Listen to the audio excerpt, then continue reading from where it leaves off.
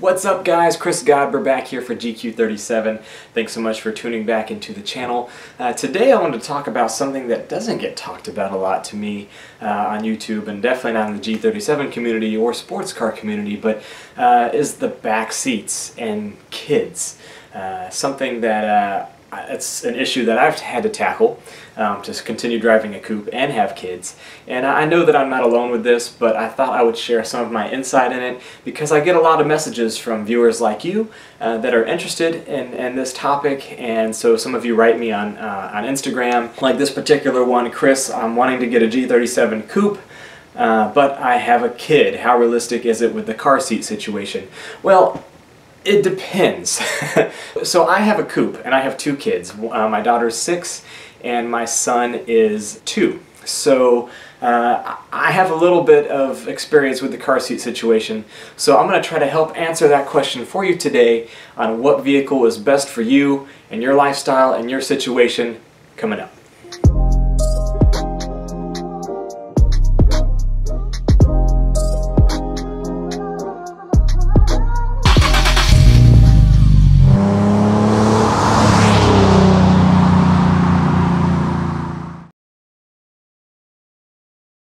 Alright guys, welcome back to the channel again. So before we really answer what sedan or coupe is better for your situation, let's talk about sports cars and back seats in general. It's nothing new, they've been around for years. Mustangs and Camaros have them. And it is for one thing: small people. It is to fit kids back there, not full-size adults. So you've got people like Doug DeMuro that's probably over 6 feet crawling in the back seat of a car, and of course it's going to be tight. It's not made for you, Doug. It's not made for adults. It's made for little people, for half-size people, for kids ideally. So so that is what they are for people that still want to, live life and have a sports car and also fit a kid back there every now and then. Of course, the G37, in my opinion, has a very roomy back seat area for small kids. There's good leg room, the seats are reclined enough, there's a decent amount of headroom for small kids. It could definitely be worse, such as the Audi TT or the Porsche 911. Very small back seats. I would love to have either one of those. I looked at a TTS and I loved it, but I had a G35 before this, and the only reason I got it to the G37 is I hit a deer on my way home from work in the hospital one night. And so it was time to upgrade, right? So I looked at a lot of vehicles before I came back to the Infinity route. I love 911, especially a turbo. I'd love to have even a 996 911 turbo. I would be cool with that, but the back seats are just so much smaller than what I was used to with the G35. And as much as I use my back seats, I didn't want to do that. My kids are only going to get bigger. They're 2 and 6 now, but they're going to get bigger, so I wanted it to last a while. And same thing with the TTS. I love the fact that it's a hatchback, but again, those back seats were just, they're almost the size of the Scion FRS, Subaru BRZ, Toyota GT86, XYZ, whatever you want to call that car. It's got too many names. Love the look of that car. It's got a great shape. There's so much you can do with it.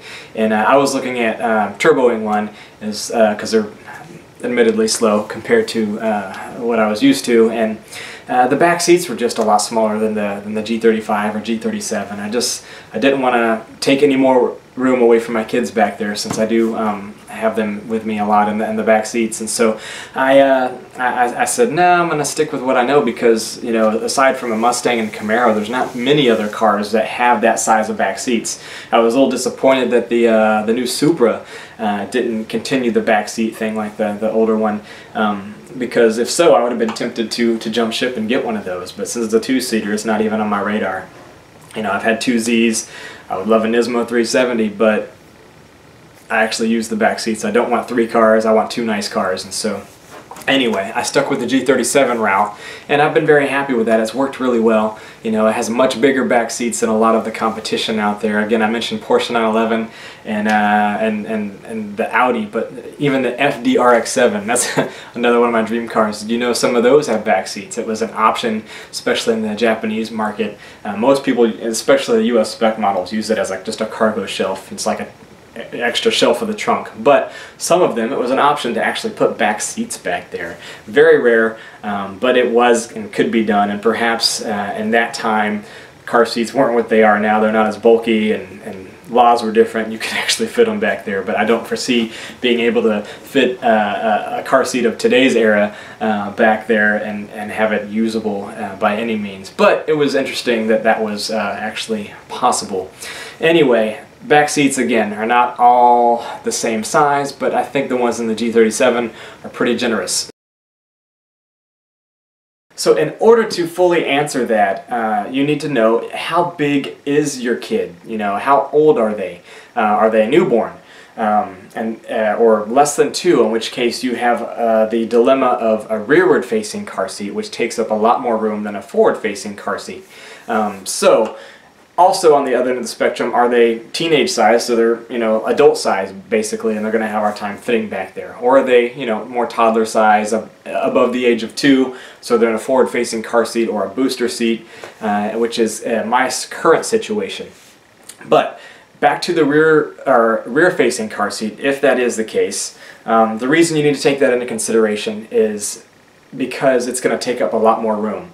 So if this is your only vehicle, it's going to be a lot more pain putting the car seat in that way, and also you're going to have to scoot the passenger seat up. Unless you're really short, you're going to want to put them on the passenger side, and then it's going to be a tight squeeze for anybody to ride up in that front passenger seat. It is doable for short distances, but they are going to be really close to the dash, in which case it's a safety precaution for the airbag, and there's not going to be any leg room.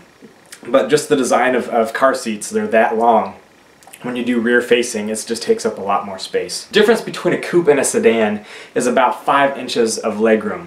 So if you're going to be putting, if you're kids or teenagers, or you're going to be putting adults, you definitely want to get the sedan. That is going to help. Now in the case of the car seat, like a rearward facing car seat situation, that's not really translating to 5 inches more space, because that's the legroom. That's at the bottom where your feet go. But since your front seats are going to be reclined a little bit, nobody sits straight up like that. They're going to be reclined, and so that's not 5 inches there. That's only maybe an inch and a half or 2 inches is what it's going to translate to the seat travel as far as that. You're still going to have, even in a sedan, have that front seat pushed way up to fit a rearward facing car seat. I had a sedan for a little while, a G37 sedan, before I got my coupe. That's another story. So I know that as a fact. It didn't really make much difference there in the car seat travel. Before our current SUV, we had an Infiniti FX35, the 4-door SUV. Love that vehicle. But even with that, we had to push that seat up quite a bit for a rearward facing car seat. Not quite as much, but that's an SUV. So you got to believe that if we had to do that a little bit with the SUV, then we're definitely going to have to do it with a coupe or the sedan, even more so. So that is something to consider. If this is your only vehicle, it's your daily driver, you don't have anything else to haul the kids in, I would definitely suggest the sedan in that case, just for the convenience of not having to duck and hit your head and putting the rearward facing car seat back there.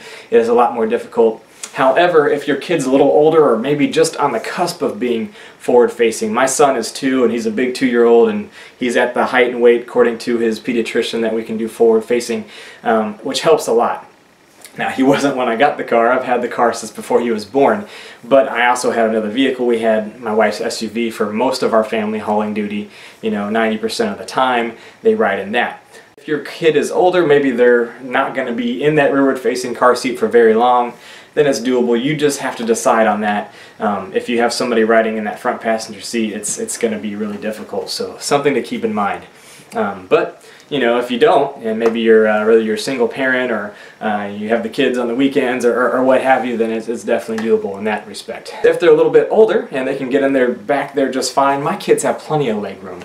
Again, my daughter's 6, my son's 2. They love riding back there. I'm 5'8", so even when I'm in my driving position, my daughter still has plenty of room behind me. And the nice thing about the G37 that my G35 didn't have is the little push button memory seat thing. You flip it up, you hit the button, the seats slide up, they can crawl in, you buckle them in. My daughter can buckle herself, which is great, but my son, he can crawl in the car seat, I buckle him, and then I flip the seat back down, hit the button, it goes right back to where it was in my driver position or the passenger seat position. So that's really convenient. It's a nice feature. It makes getting them in and out a little bit bit faster and easier, so it's not so cumbersome. Again, I've had this car for 3 years. You know, my daughter was 3 when I got it. My son hadn't even been born yet. It's not the vehicle we use for family hauling, but I do daily drive this vehicle, and the kids ride with me at least 2 or 3 days a week if I'm going somewhere, pick up my daughter from school or something like that. So it's definitely doable, and it's worth it to me because I love the look of the coupe. If it was my only vehicle, honestly, I'd probably have a FX50, but that's a whole other story. Hopefully this was helpful to you, as I've dealt with this myself, and I know I'm not alone. So again, if it was helpful, let me know in the comments. Thanks so much for watching. I appreciate you smashing the like button and subscribe, and I will be back with more videos. I'll see you next time.